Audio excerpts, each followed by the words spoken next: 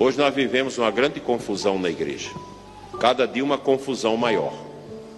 Mas a nossa diocese de Formosa, ela, enquanto eu estiver à frente da igreja de Formosa, ela será uma igreja obediente à palavra, à tradição do evangelho, tradição da igreja e ao magistério autêntico da igreja.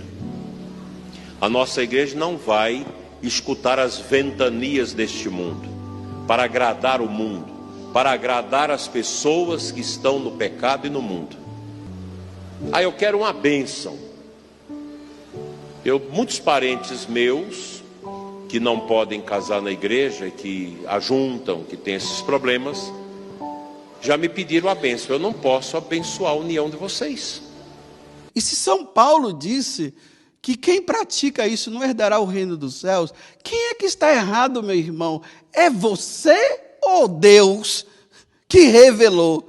Me diga quem está errado, porque você está criando confusão na minha cabeça. Eu estou fazendo ironia, porque não está criando confusão na minha cabeça.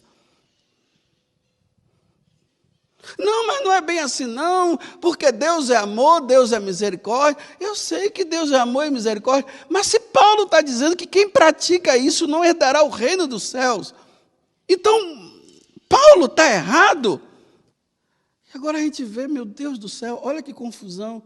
Os bispos da Alemanha estão lá brigando com o Santo Padre, dizendo que eles vão abençoar o casamento entre homem com homem e mulher com mulher. Problema. Se eles querem, problema deles. Vão se ver com Deus um dia. Porque eles abençoando não vai mudar o que Deus falou. Não muda, meus irmãos. As nossas atitudes, aquilo que nós falamos, não vai mudar o que Deus ensinou. Porque se Deus ensinou isso, e agora isso não é mais verdade, meus irmãos, eu deixo de ser padre hoje. A gente crê na palavra de Deus, não pode sair da palavra de Deus. Ninguém está acima da palavra de Deus. Ninguém. Nem papa, nem bispo, nem padre, nem monge, nem monja, nem seminarista, nem ninguém está acima da palavra de Deus. Então, a homossexualidade, do ponto de vista da fé, é uma anomalia. É uma ferida. Você acha que pode ser católico praticando e defendendo os ideais homossexuais? Não há. Não há comunhão entre luz e trevas. Não há comunhão entre o pecado e a graça. Mas antigamente era assim, agora não é mais, agora está liberado, agora é virtude. Não, meus santos, o que foi pecado, continua sendo pecado. E toda tentativa contrária de transvesti-lo de virtude é abominável a Deus, é desprezível a todo católico. Um padre que realiza uma bênção dessas está indo completamente contra o ensinamento da igreja e contra a disciplina da igreja. Trata-se de uma espécie de simulação de sacramento. Não é possível a igreja abençoar uma união gay, porque as relações homossexuais não são um direito e não podem ser equiparadas ao matrimônio. Não, a igreja não tem direito, não pode, na verdade, abençoar duplas homoafetivas, porque ela não pode abençoar o pecado. Então, a prática homossexual é pecado mortal. Eram pessoas que estavam questionando o porquê que eu falei contra o pecado do homossexualismo. E eu disse para a pessoa: olha, filha, filho, filha, eu não prego a minha palavra. Quando eu vou pregar numa igreja, eu não posso pregar o que eu quero, eu não posso pregar o que eu acho. Eu fui pregar a palavra, e a palavra diz que isso é pecado. Então, eu tenho que te dar essa notícia de que eu não prego para agradar você, mas eu prego para agradar Jesus Cristo. O critério, a regra, é a consonância ou não com o santo evangelho de nosso Senhor Jesus Cristo, com a doutrina da igreja, com o magistério da igreja.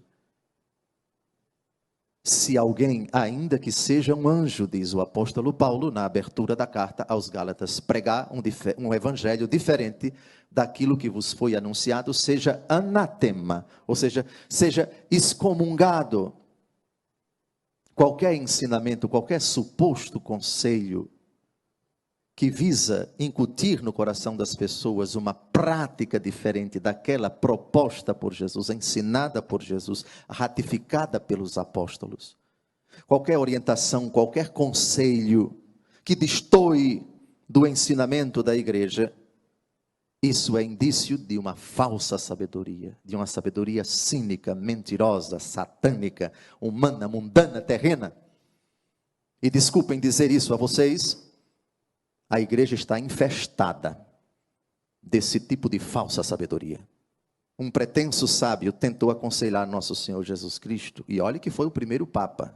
Oh Jesus, Deus não permitirá que isto te aconteça, ou seja, acerca da paixão de Jesus que se aproximava. Ele disse no capítulo 16 de Mateus, que era necessário que o Filho do Homem fosse rejeitado pelos homens, fosse entregue, fosse morto e ao terceiro dia ressuscitasse.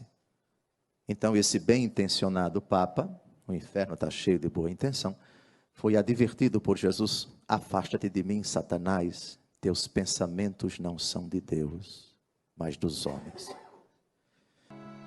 Muita gente vem com essa história: ai, Padre Paulo, eu não sei mais agora qual é o ensinamento da moral sexual católica.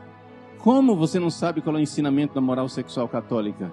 Olhem os santos da castidade, os santos mártires que derramaram seu sangue para guardar a castidade.